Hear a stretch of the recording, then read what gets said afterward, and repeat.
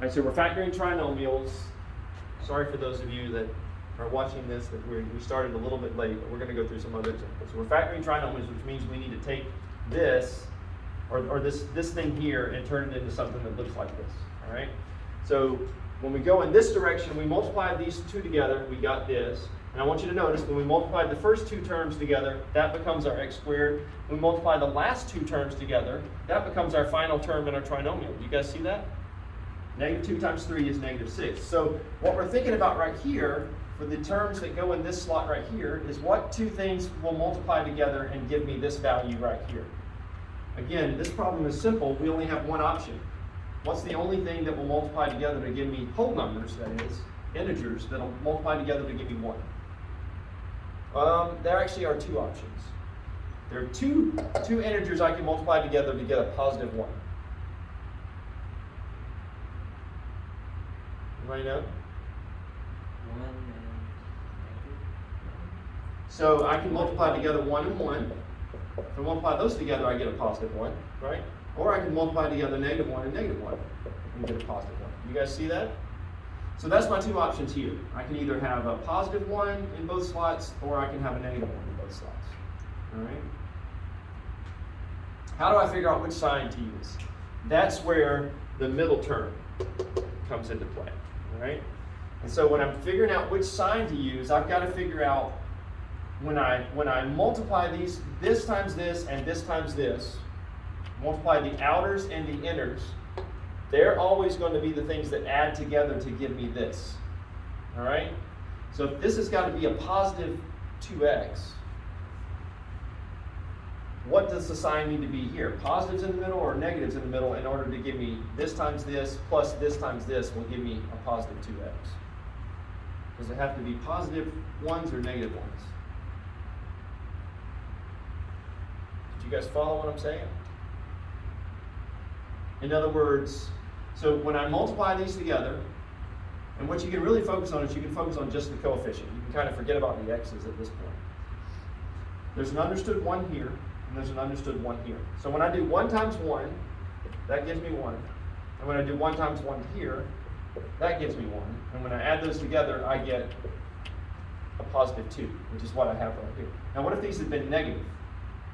In that case there, I would have a 1 times 1 here, 1 times negative 1 here, which would give me a negative 1, plus a negative 1 times a positive 1 here, which also gives me a negative 1, and my resulting answer would have been a negative 2. So you guys see this has got to be, these have to be positive 1s in order for this thing in the middle to be positive 2x? That's the goal, right? What is it that when I multiply them together will give me this number in the middle with the same sign? When I multiply these, the outer and the inner together, and then add them, I get the value in the middle with the correct sign. Okay? And so this is actually what would be the factored version of this. Okay? The way you're going to get good at this, guys, is just practicing. All right?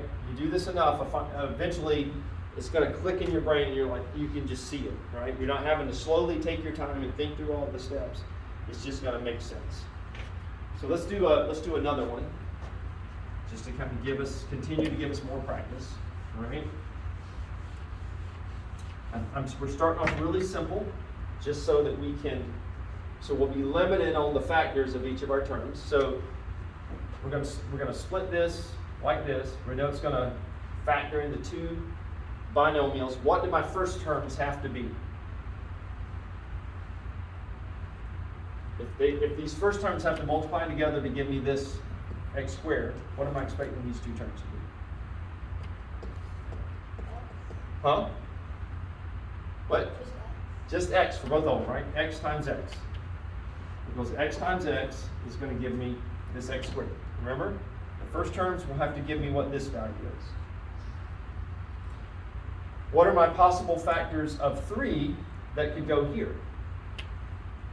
What could equal negative 3? Yep. 3 and negative 1. So I can have 3 and negative 1 as possible factors. All right, so that could be 3 and that. It could be positive 3 and negative 1. Or, do you guys see it could also be negative 3 and positive 1? Both of those will give us the negative 3 that we have right here. So this is our two options, right? These are our two possible factors. We have to figure out, is this going to be a positive 3 and a negative 1, or is it going to be a negative 3 and a positive 1? Right? Which one is which? When you do it like this, it's a lot easier to see. I think when you use numbers other than 1 here, it's a lot easier to see. So which one of these? Negative 3 plus 1 will give me a positive 2? Or positive 3 plus a negative 1 will give me a positive 2? Which scenario? Yeah. Negative 1. This is the correct one, right? Because when I add 3 and negative 1, I get a positive 2. You see how that works?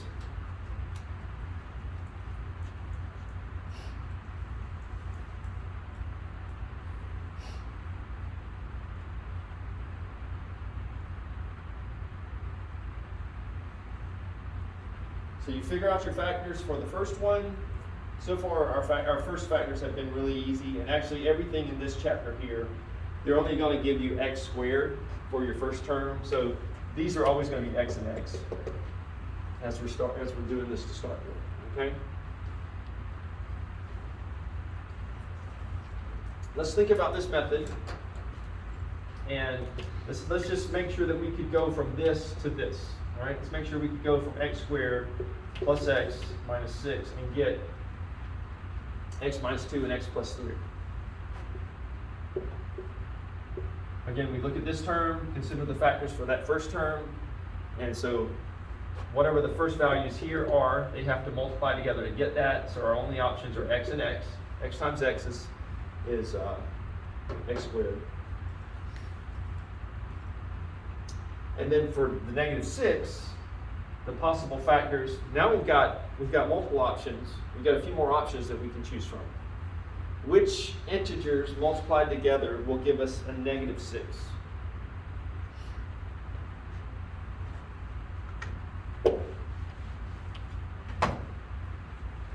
There's actually 4 possibilities.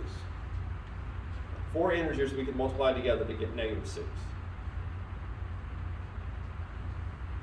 2 times 3. So we could say it'd have to be 2 times negative 3, right? That'll give us a negative 6. Or we could reverse that and say negative 3 times 2 will give us a negative 6. And then what else will give us a negative 6?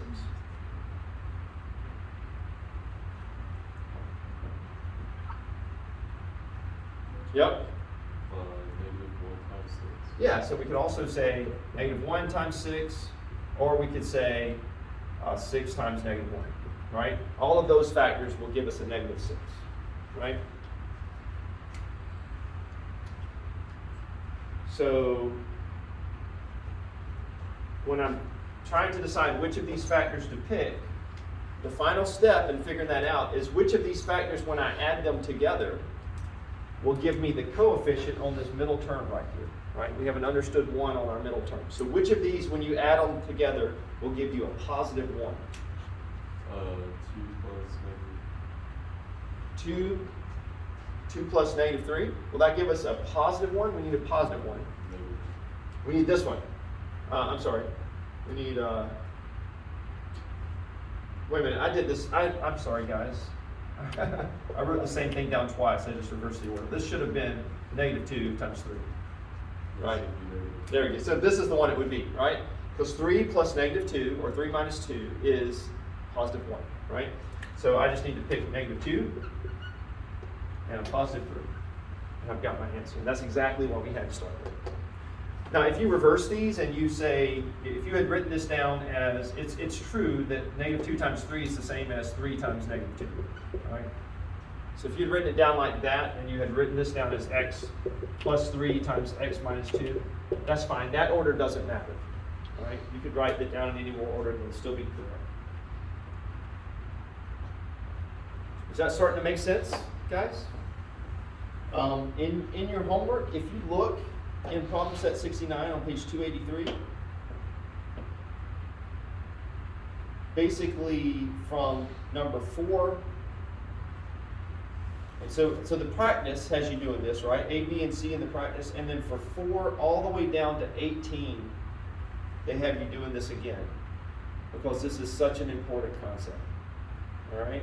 You will use this over and over and over again. So it's really, really important that you work hard to get this down. Because it's one of those things that's not going to go away. Keep popping back up. Okay? So let's do, I'm gonna do some more examples just because it is so important. Let's do this one here. Let's see, this one gives us 4 options. Good.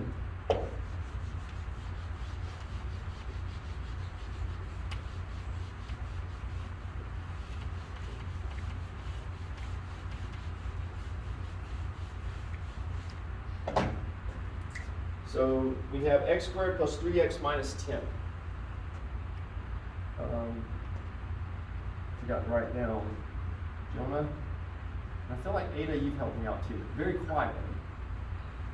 But you've at least been mouthing some things up here. I can hear the correct answer. Just need a little more volume. All right? I know you're not this quiet at home. Yeah, right. That's what I figured. All right, so let's do x squared plus 3x minus 10. X squared plus 3x minus 10. All right? We're going to factor. Again, the first terms are a given. Really easy to figure out the first one in these. It's just going to be x. Eventually, we might have something that's like this. So if it's 2x, now we got to be, okay, one's x and the other one's got to be 2x, but we're not there yet, right? Super easy to start with. So we just have to worry about the factors of this last guy. Give me all the possible factors for negative 10.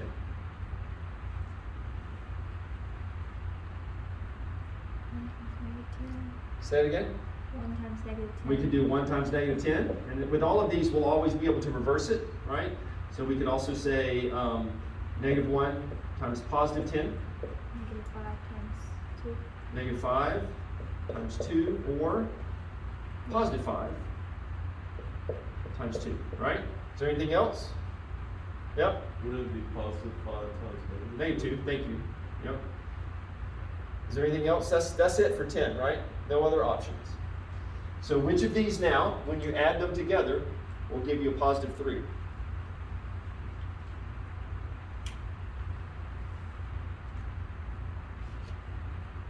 The 5 and negative 2. The last one, right? So positive 5, negative 2. And we're done. Yep. Could we do one where it's just like on the second x? Where it's just x, like say x. This right here? This one's just x? Yeah. Okay, sure. So, are you saying something like this? X squared plus x, just that, okay? X squared plus x, and we could do, why don't we do,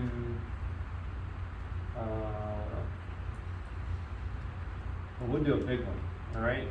We're going to say minus 20. How about that? All right? So here, we've got an x and an x. And then we just have to figure out our factors for 20. For negative 20, what are all the possibilities? Alexa? Times 2. Huh? 10 times negative 2. So we know we got 10 times 2, and for each of these, there's going to be the negative 10, positive 2, and then we reverse it, say positive 10, negative 2. All right, what else? Negative 20 times 1. Negative 20 times 1, right? So negative 20 times 1, or positive 20 times negative 1. What else? Negative 4 times 5. Negative 4 times 5, or positive 4 times negative 5. I think that's it, right? 6 possibilities for this one. So which of these, when you add them together, will give you positive 1? That's what we're looking for. Somebody not on the board want to tell me if I number these. 1, 2, 3, 4, 5, 6. Somebody not on the board want to tell me which pairs of numbers? Yep. 5. Number 5. So number 5, we have a positive 5 and a negative 4. Does everybody see when you add those together, you get a positive 1? Right? One's exactly right. So we just put minus 4 and put plus 5. There, we're done.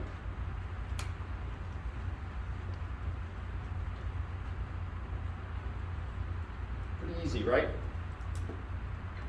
Not bad at all. And it just gets easier and easier the more practice that you do. All right, let's do this one. Negative 5x plus x squared plus 6.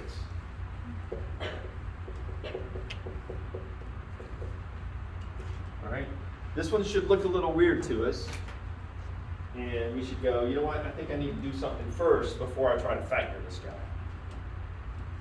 What do you guys think you should do first in this one?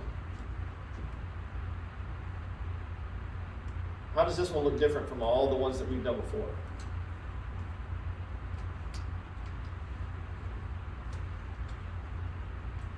Do you need to move? Huh? Do you need to move the x? Yeah, how have all the other ones started? Yes. With x squared, right? All of them have been in descending order of our powers, right? This is x squared, this is x to the 1. You could even think of this guy as having an understood x to the 0, right? Yep. Yeah, sure. So we just go down 2, 1, 0, right? And so these are in descending order powers. We need to do the same. We need to rearrange this guy first and do the same thing. Okay? So we get x squared minus 5x plus 6. So always rearrange it first so that the largest power is first. Okay? Get your square term first, your variable to the first power next, and then the one without the variable last. Now we're ready to factor this guy. So x, our possibilities as far as factoring go are 1, 6, right? 1 times 6 is 6, but also for this one, because it's a positive here, we can do negative 1 times negative 6. And then also 2 and 3, or negative 2, or negative 3. Now when there's a positive number on the end like this, you're always going to have, your terms are always going to have the same sign. Okay, you'll have 2 sets of positives or 2 negatives, right? When you've got a negative sign on the term on the end, your signs will always be the opposite of one another. You guys see that? And so when you're adding these together, you're really taking a difference. And for these, when you add them together, you're actually getting a sum, right? The other thing to note is that for this one, when you've got a positive number here, since all the signs are going to be the same, whatever the sign is for the middle term, those are the only ones you really need to think about. So for this one here, I only need to think about these two. Because do you guys see that these are the only two, when I add them together, it's going to give me a negative sign? The other ones are going to give me only positive signs, right? So I can actually narrow it down in this case and say, I'm only looking for factors of 6 where both numbers are negative because I know this sign here is negative. And those again are just things that'll start clicking with and you'll start thinking about as you're doing it. But for now, you can still just write all the factors down and just simply say, which of these, when I add them together, will give me negative 5? And the only one that's true for is this guy here. Right? Negative 2 plus negative 3 is negative 5, so I'm just going to write down negative 2 and negative 3.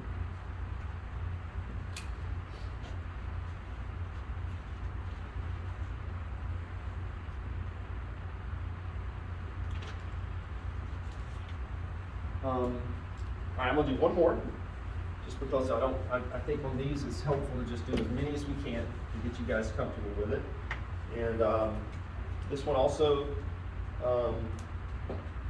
starts off with some things out of order. So here's an easy way for someone to get on the board that's not already on the board. How would I rearrange this guy to put it in the correct order so I can begin factoring? Somebody not on the board want to tell me? Maybe you guys just don't like extra credit.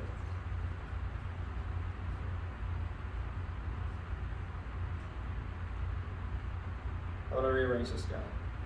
Madeline, you want to take a shot? The 6x In the middle, right? Which one goes to the end? the 5. The 5, right? So it'd be x squared plus 6x plus 5. X.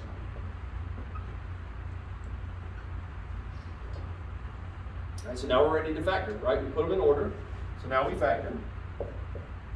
And x is in the front, we look at our factors of 5. This one's really simple. The only possible factors are 1 and 5, or -1 and -5. Right? Our value here was positive, so the signs are going to have the same for each of these factors. And so which one of these, when you add them together, will give you a positive 6? Somebody not on the board want to tell me? Is it set number 1 or set number 2? 1. Set number 1, right? That's the only option. 1 plus 5 is 6, so plus 1 plus 5. Is it 2 ends or 1? Just 1. Okay. Did it right. All right, so you guys are going to have probably, I mean, we're doing the odds, right? So 1, 2, 3, 4, 5, 6, 7, just in this chapter alone to practice. Oh, no, and then the 3 up front. So 10 problems just in your first lesson to practice this, right? That's going to be good for you. You're going to want to practice this multiple times until it's just kind of second nature. You get it down. Eventually, you're going to get to where you don't even have to write these down, right? You're just going to be thinking in your head, what are the factors of -20 that when I add them together will give me a positive 1? And you're going to be like 5 and -4, right? So that's eventually where you're going to get with this. But for now, if this is helpful, write that down so that you can keep track of it, right? Okay? Any questions about any of this with the factor? All right, good. Let's move on to talking about probability.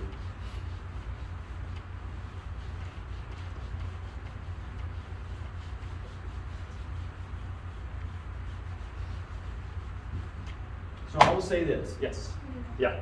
If there's one area in math that I feel like I didn't get a firm hold on in high school, it's in the area of probability.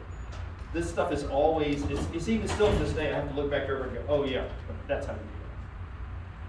All right, so I'm going to try to make it clear enough to you guys so that you won't be confused for the rest of your life like I've always been. I always have to go back and review the rules, all right? So here, probability in designated order. It's just not something that I use a lot. So these other, most of these other things that we've been doing, you're going to use these over and over and over again. Especially if you get some kind of degree that requires a lot of math. And I don't know, maybe the entire room's going, there's no way I'm getting a degree that requires a lot of math. This has clinched it for me, right? But you'll be surprised, again, I've said this before, you'll be surprised at some of the places that math pops up, right? And specifically algebra. So this is probably, I don't know if you guys know it or not, but algebra concepts are the most common concepts on the standardized tests, the SAT and the ACT, right? So these are the ones that you're going to be, it's something like Algebra 1 and Algebra 2 combined makes up like, I can't remember if it's 60 or 70% of all the math problems on the SAT, all right? So it's definitely weighted towards the algebra stuff. So when you're talking about probability, let's say we're flipping a coin. Do I have a coin?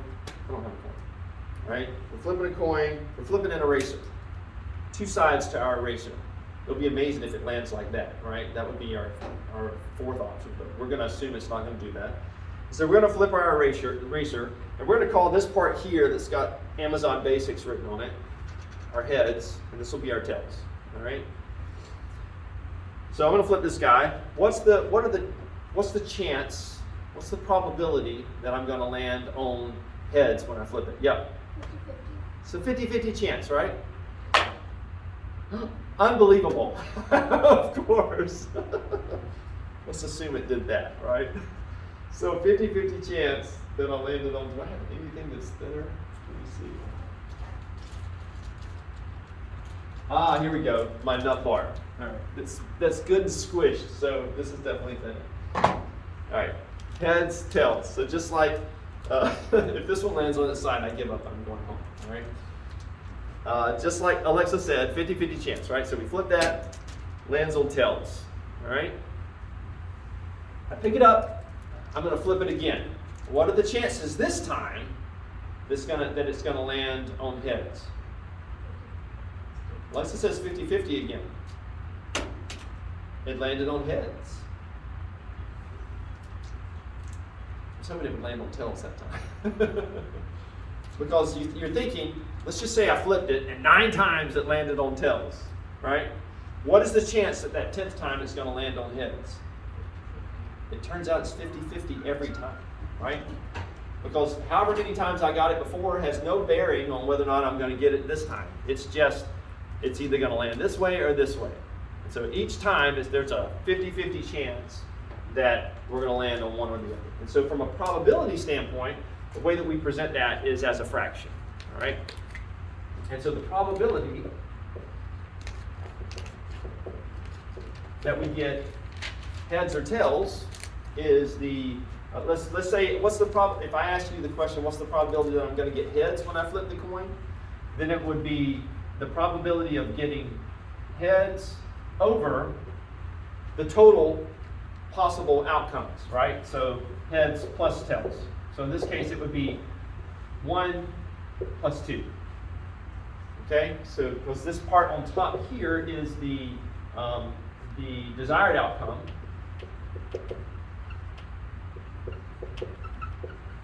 Right, the number of desired outcomes divided by the total possible outcomes, right? In the case of flipping your coin, if you're wanting to get heads, then there's only one possible outcome that will be the outcome you're wanting, the heads. But the total number of possible outcomes are 2, since it's just a 2-sided one, right? Now let's say I have a 6-sided die, and I'm rolling the die, and I want to know what's the possibility that I'm going to roll a 2. All right? Possibility of rolling a 2 on 6-sided die. All right? The answer would be, what are the number of desired outcomes? Desired outcomes. I'm wanting to get a 2. So just 1. There's only one desired outcome, right? And then the total possible outcomes is the 6 that you were talking about, right? Because there's 6 numbers on the die. So I didn't need to draw such a big line there. The probability of rolling a 2 is just simply going to be 1 over 6, right? Now what if I changed it and said the possibility of rolling an odd number?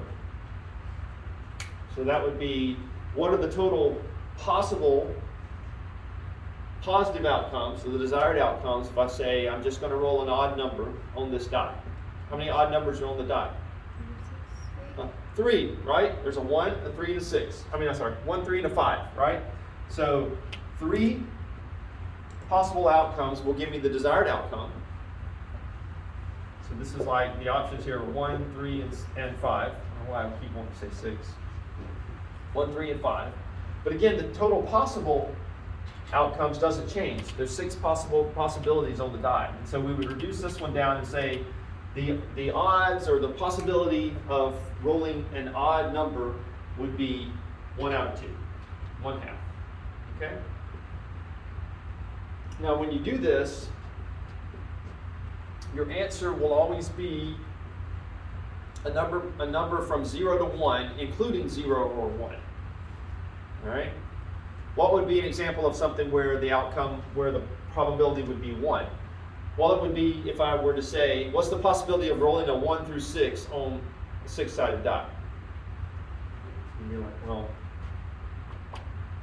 there's 6 desired outcomes, 1 through 6, and there's 6 possible outcomes, so the probability of that would be 1. You're going to roll a 1 through 6, right?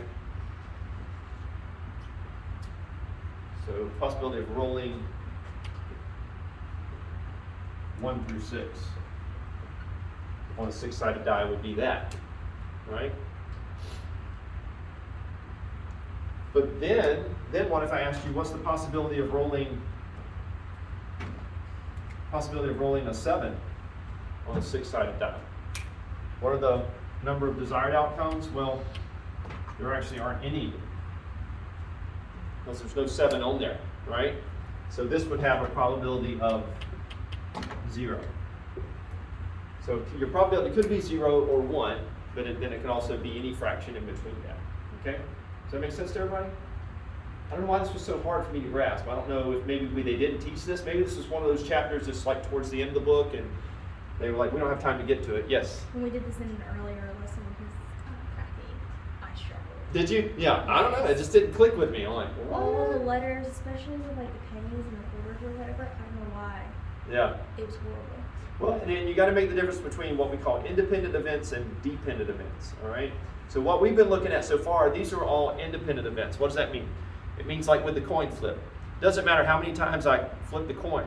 If I flipped it 20 times before, when I flip it that 21st time, it's still a 50-50 chance because nothing has changed. I've still just got a two-sided coin, and there's one possibility. I'm either wanting to get a heads or a tails, right? Where you have, those are called independent events. When you have dependent events, that'd be like saying, I have a bag full of blue and red marbles, right? So I've got 5 blues and 5 reds, and I pull out a blue marble. Well, let's answer that question to start with, right? So let's see, bag of. Does everybody get with this one that I just did here? It's pretty straightforward, right? So let's say I have a bag of 5 blue and 5 red marbles. And I ask you, and I tell you that I'm going to pick one. And I want to know what's the possibility or probability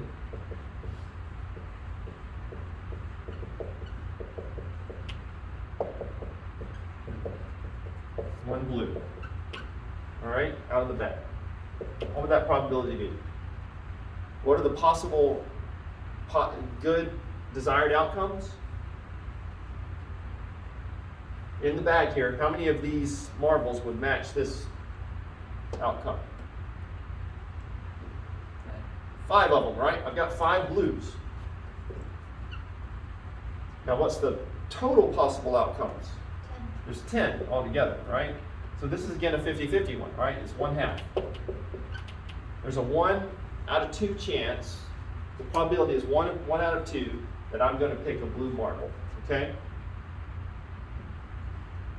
Now what if I asked you, what's the probability that I would pick a blue marble twice if each time I put the blue marble back in the bag? All right?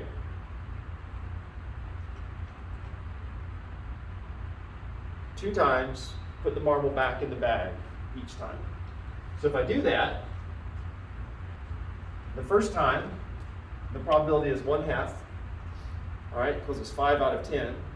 What's the probability going to be the second time when I put the marble back? Huh? It'll be the same. It'd be the same thing, right? But but if I link these two things together and I say, what's the probability that I would pick a blue marble twice? Then the way that you figure out, so what's the probability I pick up one blue marble twice? You would say that the probability of that is 1/2 times 1/2. So probability of once, of picking once,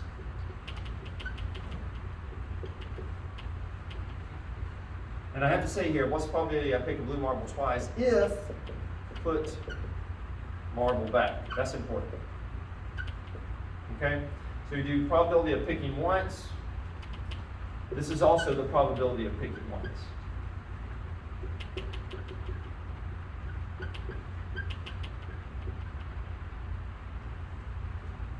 And we multiply those together and we say there is a 1 out of 4 chance that I'm going to pick a blue marble twice. All right? Those were still independent in the sense that each time this number here didn't change because I put the marble back.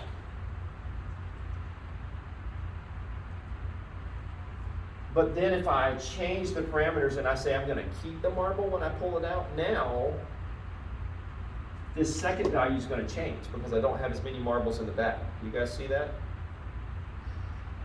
So let me change. Did you see that sucker jump out of there? It's crazy. If it happens again, guys, there may be a glitch in the matrix. All right, just a second. Just be aware. You guys look out for people dressed in black. All right, what's the probability that I pick a blue marble twice if I keep the marble the first time? All right. Now, does everybody see if I do that? This value here is still the same.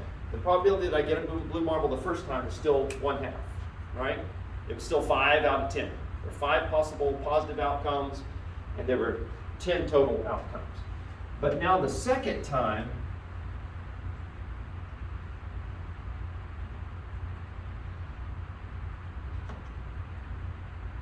the probability of picking it second time here is actually going to be equal to how many blue marbles are in the bag now? Huh? 4, because I kept the first blue marble. Does everybody see that? The second event that took place was dependent on the outcome of the first event. All right, so these are dependent events that we're talking about. They're not totally independent of one another. So there's 4 marbles in the bag, four blue marbles in the bag. How many total marbles are in the bag? If I kept 1 blue marble the first time. No. There are 9 now, right? So this is 4 over 9. I can't simplify that fraction any further. So this right here becomes 4/9. And now, the probability of picking a blue marble twice, if I keep the blue marble the first time, becomes 4 over 18, which I can reduce down to be 2/9. So there's a 2 out of 9 probability that I'll pick a blue marble twice if I keep the blue marble the first time. Does that make sense? You see how it starts getting confusing, but you just have to kind of keep track. If you remember that basic formula of, okay, the desired outcomes divided by the total possible outcomes, and you realize that those values change each time when you're dealing with dependent events, but they don't change when you're dealing with independent events, then you'll remember how to do this. All right. All right. Let's see if we can do another example that's in the book.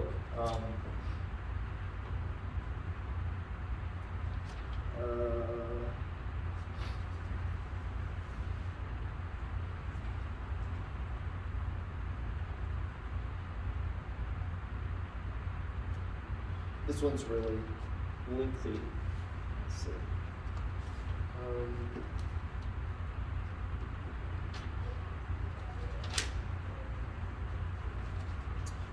Example number 70.4.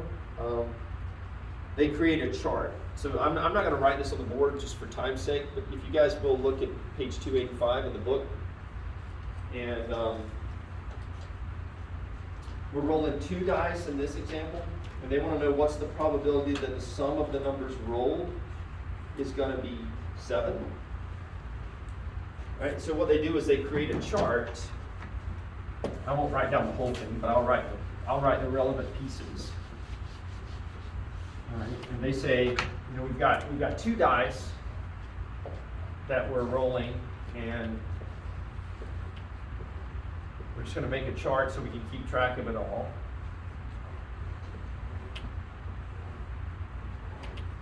So we have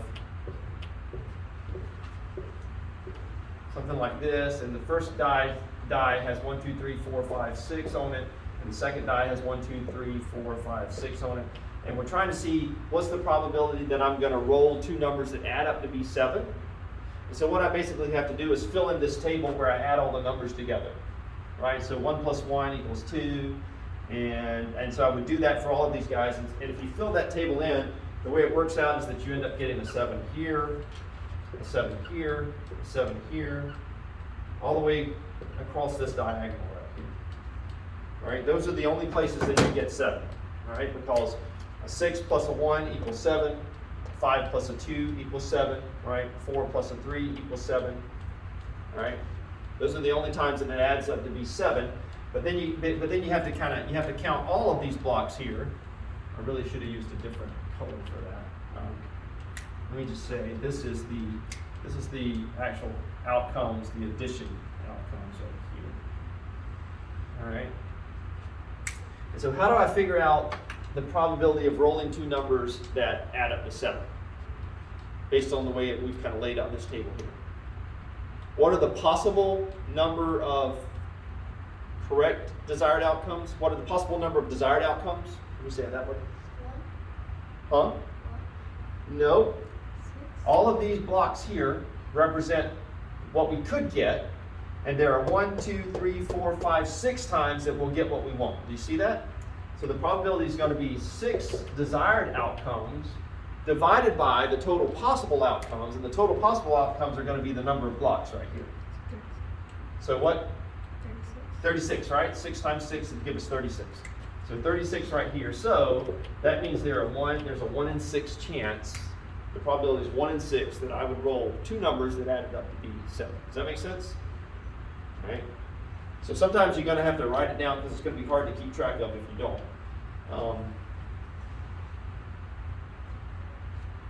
And then we just did the other example, so I think we're good on that. And I'll do this one real quick. This is a simple one. A spinner. A spinner is spun twice. Here's our spinner. And the spinner just has 4 numbers on it, 3, 4. And I run my little spinner here. And right, it's got a little arrow on the end. I spin my spinner around, and they want to know what is the probability that the spinner stops on a 4 first, and then it stops on a 3 next. All right. So we're gonna write this down like this. We get a 4 first, and we get a 3 next. What's that probability? I showed you guys how to do this in the previous, not this problem, but the one we did before this problem, right? So we have to look at the probability of each independent event, and then we multiply all those together. So what is the probability that I would spin a 4 the first time? 1 over 4, right? Because there's only 1 4 on here, but there are 4 places it could stop. And then what's the probability that I would spin a 3 the next time? It's still 1/4. There's 1 3 on here. There's 4 possibilities. So we multiply those together. 1 over 4, times 1 over 4. And we get 1 over 16. So that's the probability that we would spin a 4 first and then a 3 second. Does that make sense? Right? It was 1/4 each time because these were independent events, right? We didn't say when we landed on the 4 we removed it from the spinner. So they're not dependent on one another. They're independent events, so each time it would be 1/4. Okay? All right, let's go into the last section that I want to cover. And this one's pretty simple because we've already dealt with trinomials. It's just telling us that sometimes trinomials will have a common factor that we have to pull out first before we can factor it. Bless you. Did anybody have any questions about this before I erase everything? You guys good?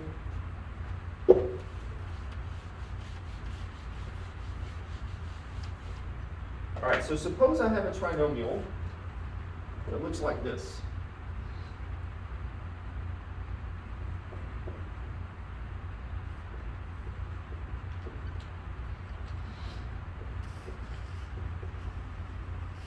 All right. And we look at this and we're like, I don't know how to factor this. We only know how to work with x squared terms on the front. What? So just add another space for it then? Nope, we've got an x squared term in here. And these are in descending order, right? 3, 2, 1, they're all in the right order, so rearranging the order is not going to help us. But what we should notice in a scenario like this, what we need to get good at noticing, is that there's a common factor in all 3 of these terms. All right? Like if I were to give you 2x minus 6, and I told you to factor, which in this case here would be doing the reverse of distribution. Do you guys see I could factor a 2 out of this? And I can say this is the same as 2 times x minus 3. Because they've got a common factor of 2 in each term, and I can pull that 2 out. and say this is what the result would be. Is there anything that's common to each of these terms?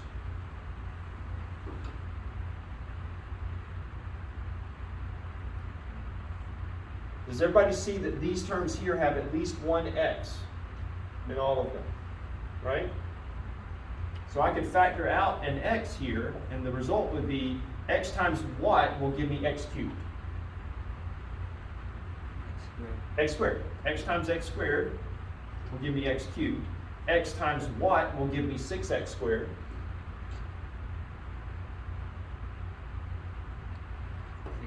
6x. You can go ahead and keep answering. It's all right. Nobody wants to answer. Fine. X times what will give me 5x? 5, right? X times 5 gives me 5x. Does everybody see that? It's the same thing we did here. We had to say 2 times what will give me 2x, 2 times x will give me 2x, 2 times what will give me -6, 2 times -3 will give me -6, right? So we just pulled out the common factor there, and look what happens when we do that. When we pull out the common factor, now we have a normal trinomial that we learned how to factor before, okay? So we can break this guy down further and say, this guy, I know how to split into this, and so I just say x, x, and if we wrote down all the factors here, we would see, can anybody just see it? Is it clicking with you enough yet where you can see which numbers would have to be here?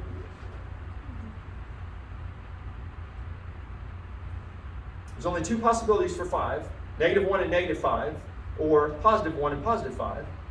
Which one's got to be our obvious choice to get a +6 in the middle?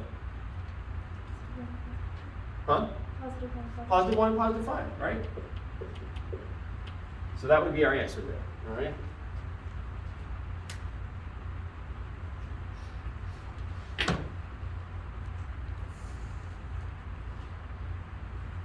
So all of these are going to work that way. You're going to have some common factor.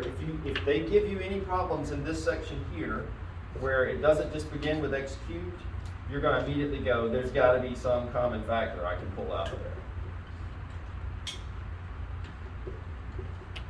All right, what about this one? What's the common factor that I can pull out? Yep, Alexa? X and B. X and B, so all of them have an X, all of them have a B. What about the numeric factors? Is there any new number factors that are all the same? What? The 4. The 4, right? So does everybody see I can pull out a 4, a B, and an X out of all of these terms here? 4bx times what will give me x cubed? 4bx times x squared will give me 4bx cubed, right? What about my next one? 4bx times what will give me -4bx squared? Close. It's got to be negative, so it would just be -x. Does that make sense? This times this will give me -4bx squared. And then finally this last one, since 4 will go into -80, -20 times, it's going to be 20, and the b and the x, we don't need that. So 4bx times -20 will give me -80bx. All right? And so this is the value then that I have to factor. And this guy factors into, 4bx x here. What are the factors of -20 when I add them together will give me a -1?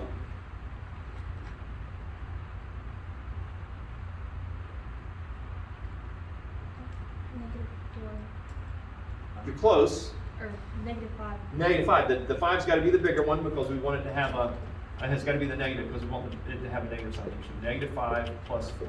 Excellent. Starting to make sense, right? Starting to click. Starting to be able to think that way. Very good. All right. Here's another one that hopefully won't trip you up. It's the same exact idea, and it just looks a little bit different. Some students just get confused when they see the negative in the front. What are we factoring out of this guy? Not a -x, because if I pull a whole -x out, I'm only going to have an x here. And plus, everything doesn't have an x in it. You guys see that? This term here doesn't have an x, so I can't factor out an x. So Or the one. Just the -1, right? I want this guy to be positive on the front. Everything I've done has always had a positive number on the front here, right? Positive number there, positive number there. So I'm just going to factor out a -1. And that's going to leave me with x squared minus x minus 20. This is the guy that I'm going to factor. Okay? So pull the -1 out, and then I can factor this guy, and I can remove the 1 because the 1's always understood. So this becomes an x, this becomes an x, and this is actually the same problem we had here, right? X minus 5, x plus 4. It's just that we have a negative sign in the front now. Okay, if you had left the 1 in there, I'm not going to count off for having a -1 instead of just a negative sign. But technically, we should always drop 1s if it's multiplied through by something because the 1's always understood. Okay? All right, last, any questions about that? I got one last thing I want to show you. Won't take but a minute and we'll be done. All right, so this is the same kind of problem that we started with today when we were using elimination, right? When I gave you guys that problem while I ran and got the tripod. And we had something that looked like this, where we said 5x plus 10y equals 125, x plus y equals 16. So some problem that looked like that, a system of equations with two unknowns, two variables, and we solved for the variables by using elimination, right? In this case here, we would probably like maybe multiply this bottom equation through by -5, and then we could add them together, and that'd get rid of our x variable, and we could solve for y, and so forth, all right? So all this equation is making sure you don't get confused by is what if instead of x and y's, single variables like that, we had what they call subscripted variables. Do you guys know what a subscript is? Like when you're writing a paper in English, if you're using Microsoft Word and you're typing out a paper and you want to use a subscript, excuse me, what's a subscript? Anybody know? So it would be like, where would we use a subscript? Where would you have seen a subscript before?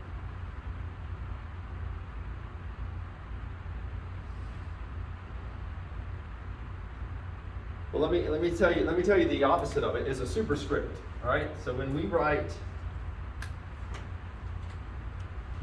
this x squared, the 2 is a superscript on the x. All right. So when we say subscript, that would be when you take the 2 and you bring it down here.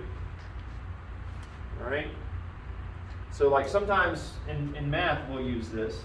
We'll have a series of variables, and we'll say our variables are a1, a2, a3, dot, dot, dot. All right, so we use a subscript to differentiate between the different variables. And so all that this section of the lesson is about is it's about not getting confused when you use subscripted variables instead of just variables with nothing else next to them. So like you might have something like this. You might have this same equation here, but these equations represent the number of nickels and the number of dimes. All right, so we're trying to find the number of nickels and the number of dimes. And so the equations that help us find that, we use subscripted variables. For the number of nickels, since we don't want to write that down, we say n, capital N with a subscript lowercase n for the number of nickels. And for this one here, we do a capital M with a subscript d for the number of dimes. Okay? And so if I rewrite these equations using these subscripted variables, our equations would be 5n subscript n plus 10 n subscript d equals 125.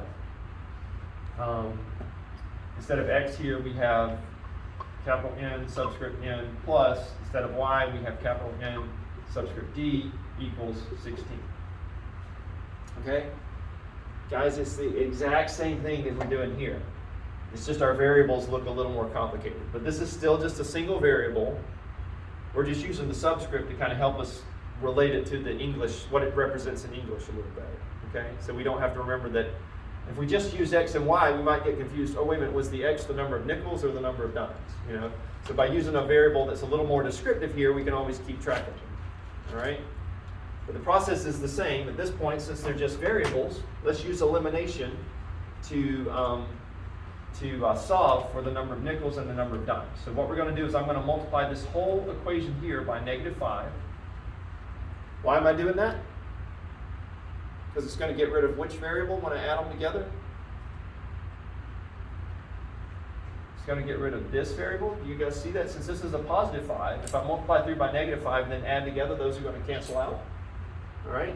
So my new equations over here would be 5nn plus 10nd equals 125. For the second one, we got -5nn minus 5nd equals, what's 5 times that?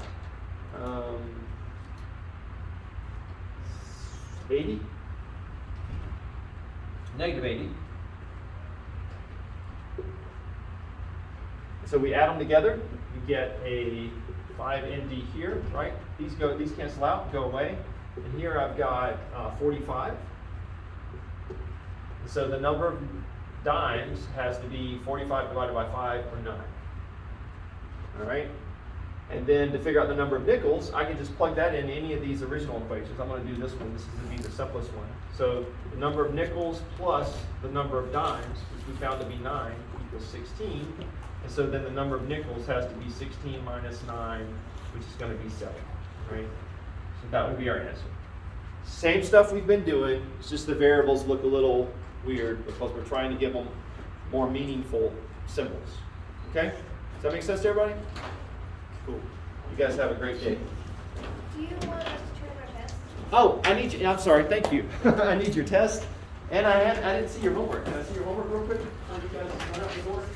Just real quick. I'll just glance at it. You got your test for me? Yep. Great. Just those two. Perfect. All right. Oh, I did have my work on this. Oh, okay. Good. Um, It's 67 and 68. Yep. Yes, please. All right. 67, 68. Perfect. Okay. Got yours here. I'm gonna get the less misses. Oh, okay. Thank you.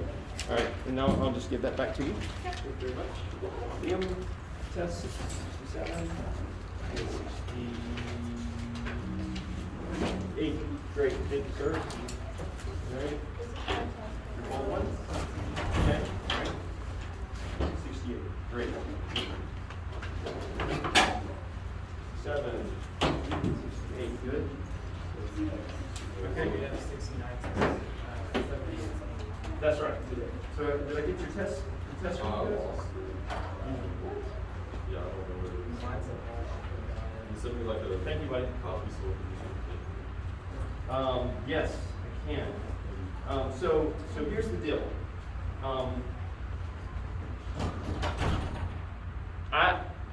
I know things happen.